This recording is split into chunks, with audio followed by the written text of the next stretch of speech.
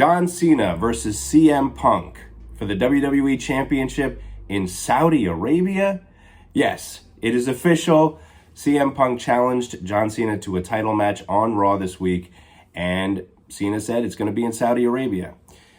Now, I'm disappointed because that's not where you're going to get the best crowd reaction for this match. I mean, this is an unbelievable rivalry that's been going on for more than a decade, and we're going to get it in Saudi Arabia. That was a mistake. You know, I was hoping that we would see CM Punk versus John Cena in Cena's final match in Boston, because that would be the perfect way to go out, because everybody knows their most famous match took place in Chicago, Money in the Bank 2011, in CM Punk's hometown, where Punk beat Cena for the WWE Championship. And the crowd reaction during that match, probably the best crowd reaction you'll ever hear during a wrestling match, and it was amazing. So I can't believe that they're going to do this in Saudi Arabia, and they're billing it as the final time these two are going to meet, which means we're probably not going to see them wrestle in the United States. And that's such a shame. And either way, though, I'm glad we're seeing CM Punk versus Cena. I mean, who would have predicted even 3 years ago or 5 years ago that we would have ever seen John Cena versus CM Punk ever again? I never thought we'd see it ever again, because Cena's schedule, you know, he's doing movies and stuff, and Punk wasn't even in wrestling 5 years ago. So it's a little crazy that we get to see this match now, and I'm excited for the match. I'm hoping Punk can pull a great match out of John Cena. I'm hoping it's not like some of the other PLE matches that Cena has had that were terrible. I'm hoping that Punk, who in my opinion is the best that the WWE has to offer. I know during CM Punk's promo on Raw, he said that Cody's the best that the WWE has to offer. I don't agree with that. I think from an all-around standpoint, CM Punk is literally the best in the world.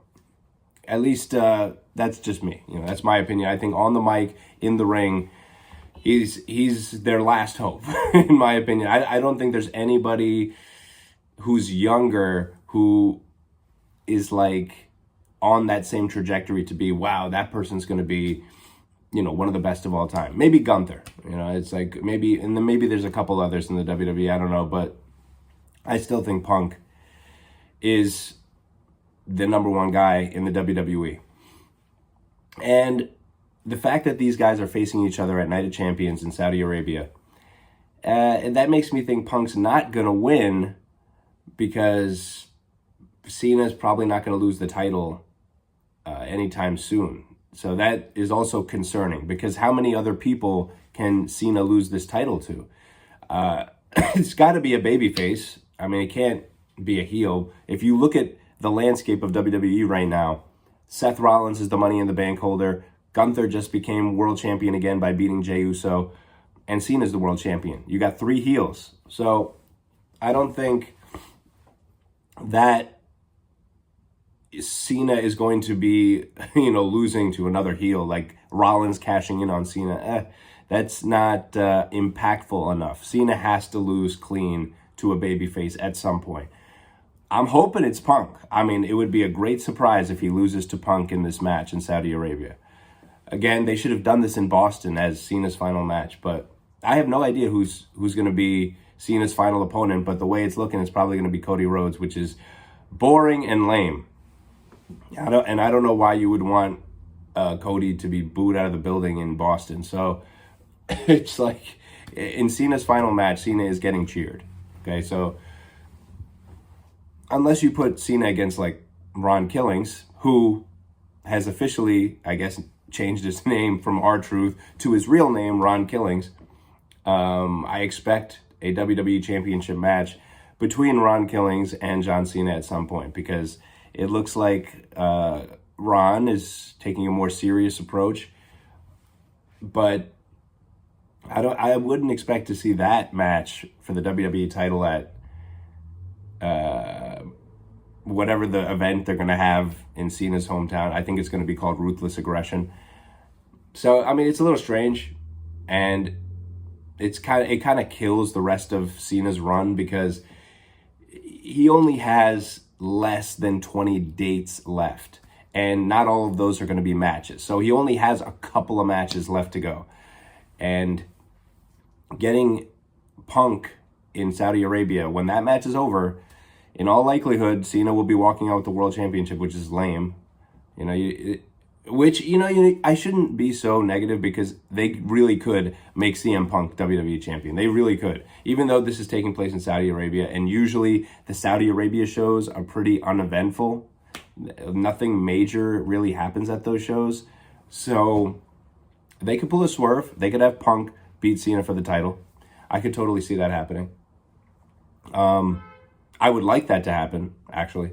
And maybe even Cena and Punk have a rematch at SummerSlam. I could totally see that. That would be big business. And if I was going to do Cena versus Punk, I would have saved it for SummerSlam. Like, who's the big opponent that Cena is going to face at SummerSlam? Is it Cody? I mean, it's like, you were better off with Punk. I mean, we don't need to see Cena and Cody again this soon anyway. Although, again, that's looking like where it might be leading. So we know we're going to get another Cena-Cody match. Either at SummerSlam or Cena's final match. But that being said, I'm excited that Punk at least is getting a world title match, and he's staying at the top of the card where he should be. I expect it to be a good match if it's less than 10 minutes long. But if the match goes over 10 minutes, boy, I hope Punk is ready to put in a lot of work, because Cena is very limited right now. If you look at my other videos, I've talked about it. His match with Cody at WrestleMania was horrible and so long. I mean, they must have known. And Cena, I know he knew that he can't have these kind of long matches anymore. He can't do it. And they put on one of the worst WrestleMania main events ever. Then he has the match against Orton, which was kind of like an overbooked mess, kind of, because there was ref bumps and then people coming out from the back, Nick Aldis and all the road agents or producers, and then they get in the ring and they all get RKO'd, and R-Truth interferes in that match. There were so many things. There was so much interference and outside stuff going on just to pad out the length of that match, because I think they knew that Orton and Cena, I mean, maybe, I don't know about Orton, but Cena's got nothing left in the gas tank. I mean, if he had to put on a performance for 20 minutes, that was like a complex match, it would be a disaster. And that's why the match ended up being so simple. It was just tons of RKOs, tons of attitude adjustments, and then, like I said, all the interference. And that match wasn't good either. Cena's best match this year, and actually John Cena's best match in a lot of years, was the one-on-one match he had with Ron Killings, or R-Truth at the time, at Saturday night's main event. And you know why it was great? Because the match was less than 5 minutes. So they could put on a very entertaining, short match that had a story in it, and everyone was pleased with it. Everyone liked that match. It was great. It was the best thing John Cena's done in I don't even know how long. Now, I'm not saying the Punk Cena match it can't be 5 minutes long, because Punk is too big of a deal for him to lose to John Cena in 5 minutes, or even beat John Cena in 5 minutes. It's going to be at least 10 minutes long. I just hope I don't want them to go over 20 minutes, because that could be excruciating. But hey, you never know. Punk could pull off a miracle and they could put on a great 20-minute match. Who knows? But let's all hope that CM Punk is the next WWE champion.